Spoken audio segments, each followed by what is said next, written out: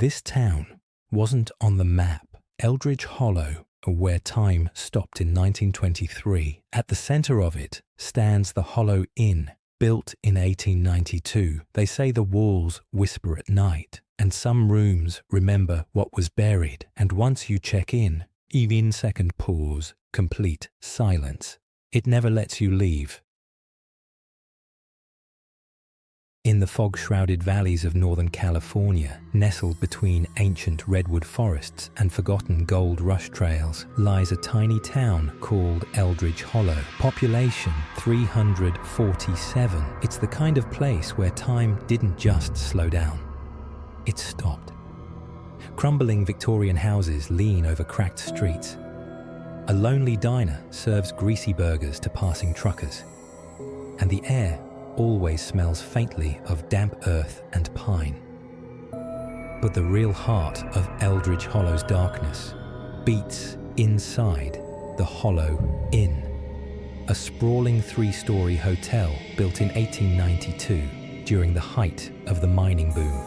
Once it was grand. Prospectors, gamblers, dreamers all passed through its doors, chasing fortune in the Sierra Nevada foothills.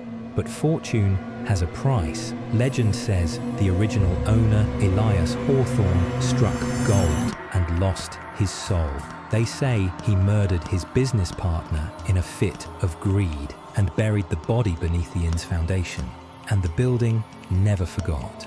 Over the decades, tragedy stacked like dust. A fire in 1915, 7 guests burned alive. A honeymooning couple in the 1940s found dead in a suicide pact. In the 1970s, a young maid vanished without a trace. Guests swore they heard her screams echoing through the halls for nights afterward. By the 2000s, the Hollow Inn was barely alive. It was run by a reclusive widow named Martha Klein. She claimed the place was alive with memories.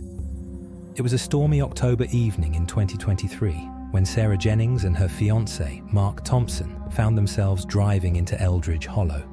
They were celebrating their engagement, a simple road trip from San Francisco to Lake Tahoe. But their GPS glitched. The main highway disappeared, and a winding, unpaved road appeared instead. Rain lashed violently against their windshield. Thunder rolled like distant artillery. "This doesn't look right," Sarah whispered. Her phone had no signal. Then, through the downpour, Mark spotted a flickering neon sign. Hollow Inn, vacancies. The inn loomed like a skeletal giant against the lightning-torn sky. Faded blue paint peeled like rotting skin. Windows stared out like empty eyes. On the porch, under a single yellow bulb, stood Martha Klein, wrapped in a shawl, waiting. "Storm's a bad one," she croaked softly. "Room 13's open. Last one left." Sarah hesitated. "Room 13. But Mark laughed it off. "It's just one night. Inside." The lobby smelled of mothballs and old wood. Faded photographs lined the walls. Miners, elegant women in gowns, all staring too intensely. Martha handed them a brass key. Her fingers brushed Sarah's hand. Ice cold. "Mind the whispers," Martha said with a thin smile. "The walls talk at night." Room 13 was a time capsule, a sagging 4-poster bed, a dusty mirror, a clawfoot bathtub. No TV, no Wi-Fi, only a rotary phone that wasn't connected to anything. The rain hammered the roof, and just after midnight, Sarah woke. A scratching sound, soft at first, like fingernails dragging slowly across wood. She sat up, heart pounding. "Mark, do you hear that?" The scratching grew louder. It was coming from the wall behind the headboard. She pressed her ear to it, and then she heard it. Whispers, faint, desperate. "Help! Buried! Gold!" She jerked back. The mirror fogged up, as if someone had breathed on it. One word slowly formed in the condensation.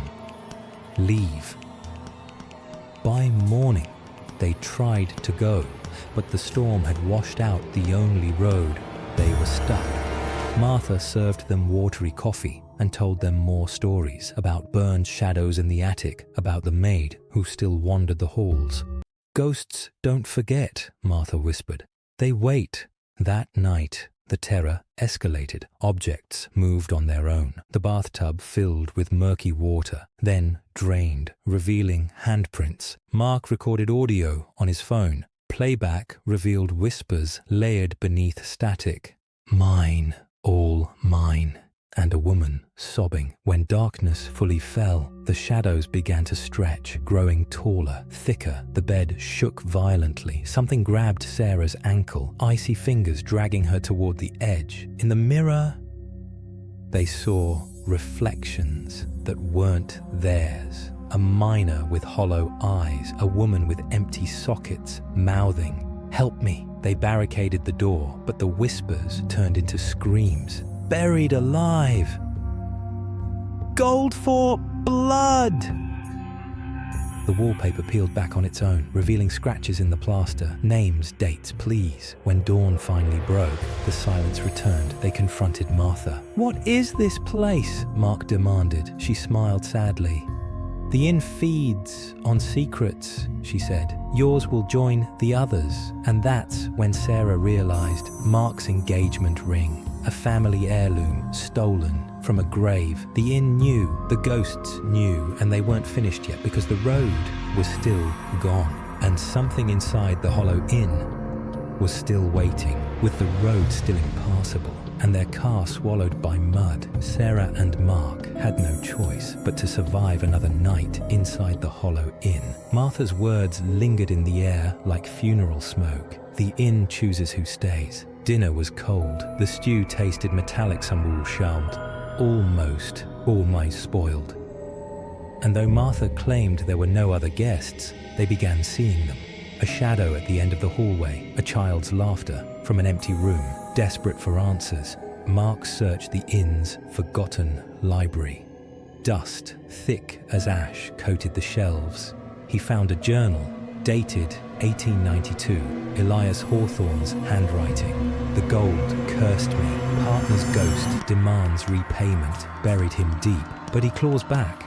The final pages were smeared. Dark stains, too dark to be ink. Meanwhile, Sarah stood before the mirror in room 13, and the past opened. She saw flames consuming screaming guests, skin blistering, melting. She saw the honeymoon couple hanging from the chandelier, necks twisted unnaturally. And then the maid, pregnant, terrified, sobbing in the bathtub, the knife, the blood spiraling down the drain. Sarah staggered back, gasping, but the mirror did not clear. As dusk fell, the inn changed. The walls began to pulse, as if something alive was breathing beneath the wallpaper. Veins of shadow throbbed in the plaster. The whispers were no longer whispers, they were arguments. "You stole it, my child. Gaunt D1, gone."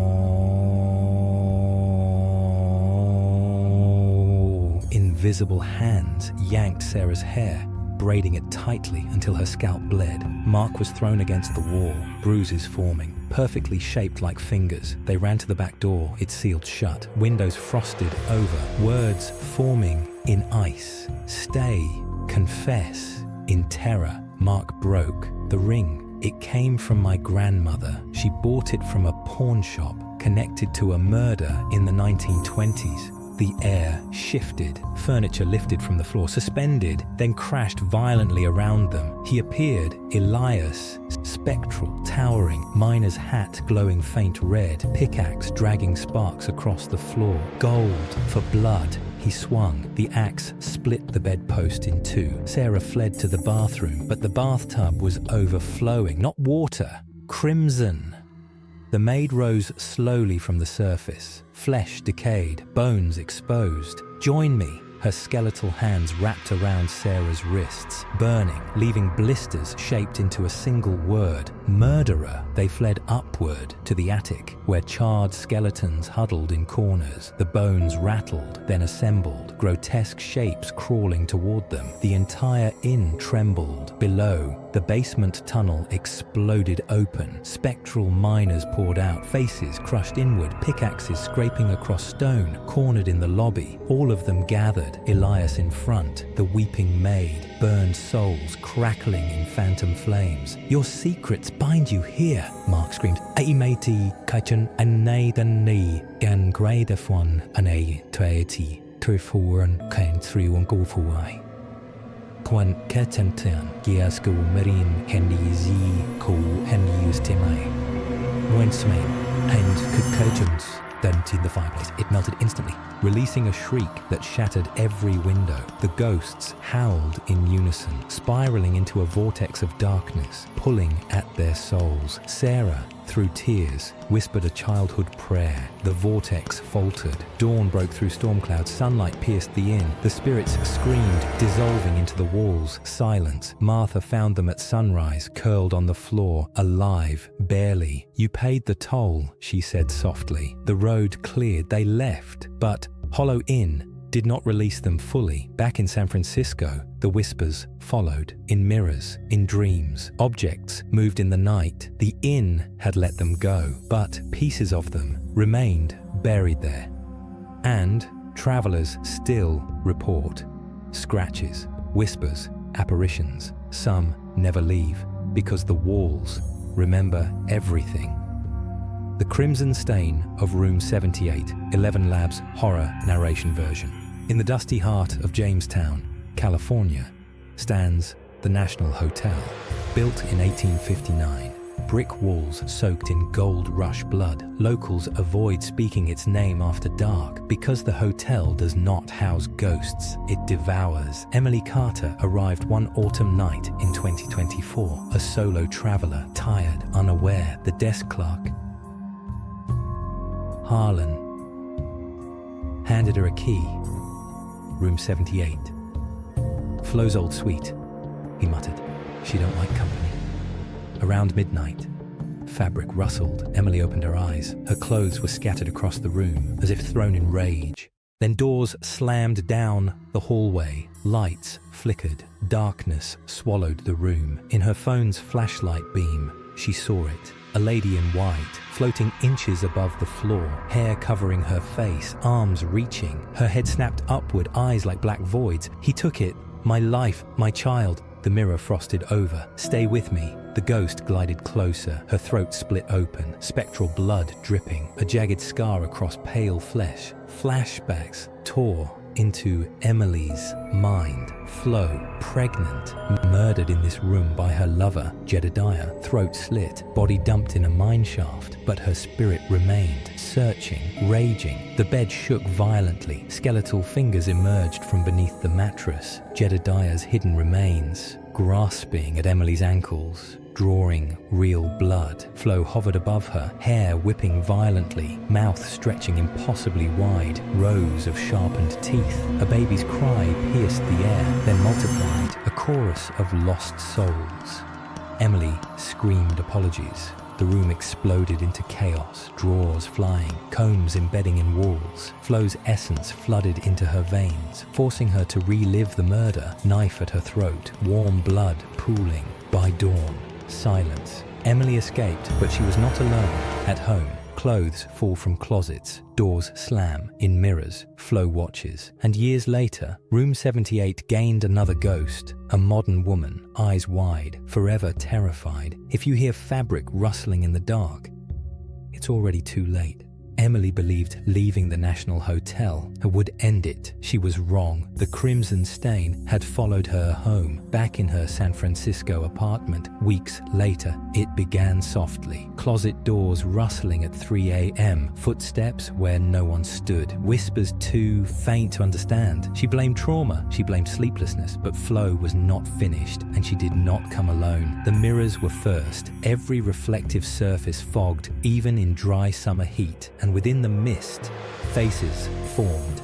Flo's scarred visage, Jedediah's rotting sneer, miners with crushed skulls, and worst of all, the unborn child, a writhing shadow, tiny clawed fingers scratching words. Mama, hungry. Emily smashed the bathroom mirror, but the broken shards multiplied the horror. Dozens of eyes blinking in unison. Nights became war. Sheets tightened around her body, coiling like serpents. Bruises formed like nooses. Invisible hands tore at her hair, ripping strands from her scalp. The smell of decay filled the room. Damp earth, coppery blood. You saw Now pay, Flo's voice layered with Jedediah's rage. The walls pulsed as if breathing. Then came the escalation. Midnight. Her bedroom door slammed again and again.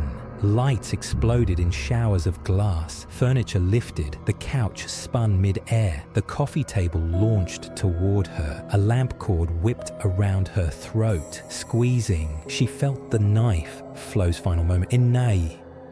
Not as memory, but as sensation. Warm, phantom blood in her own throat. They manifested fully. Flo drifted through the wall, her gown drenched in gore. Jedediah lumbered behind her, pickaxe dripping burning ectoplasm. The miners crawled from shadows, crushed faces leaking black ichor, and the child crawled from beneath the bed, malformed, needle teeth. It latched onto Emily's leg, drawing real blood. Feed me. Her phone died in her hand, screen cracking.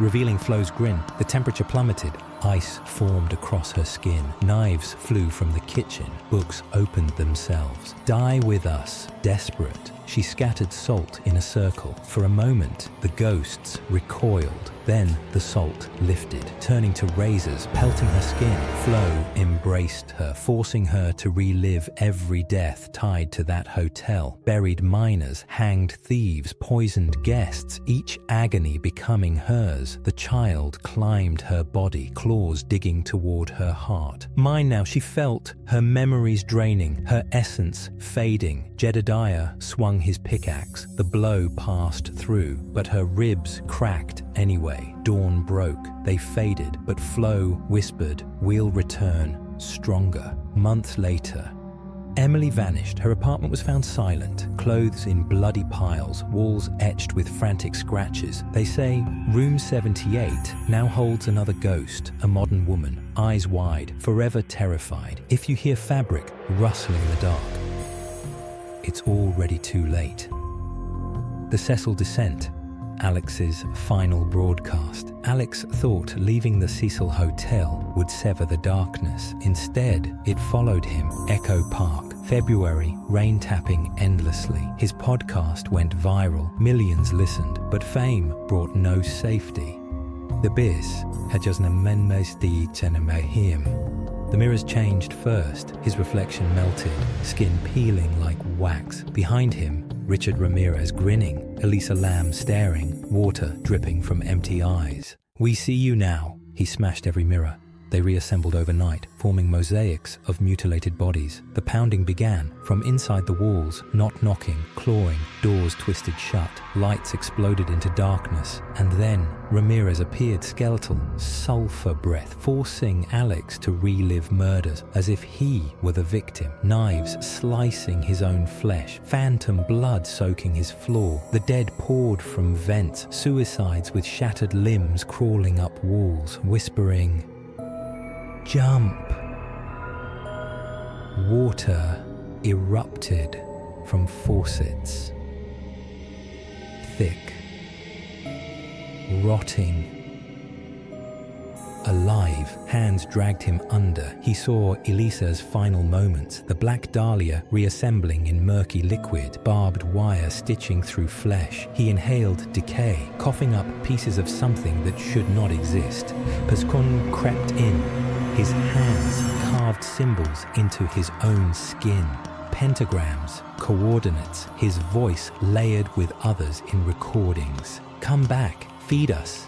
Then the elevator ding in his hallway. Impossible. Doors opening to a phantom 13th floor. Bodies hanging from ceilings. Gravity reversed. Blood dripping upward. The children came last. Starved specters. Teeth gnawing at him. Burrowing under skin. Sleep vanished. Eyes forced open. Watching the Cecil's facade loom in every shadow. Desperate, he returned to the hotel. The clerk smiled. "You never left." The elevator plunged, not downward, but inward, into his mind. Weeks later, Alex's body was found, contorted, mouth open in silent horror. His final podcast upload, static, and one broken whisper. "Don't listen, it's coming for you." The Cecil claims more souls every year. If your elevator dings when no one is there, the descent has already begun.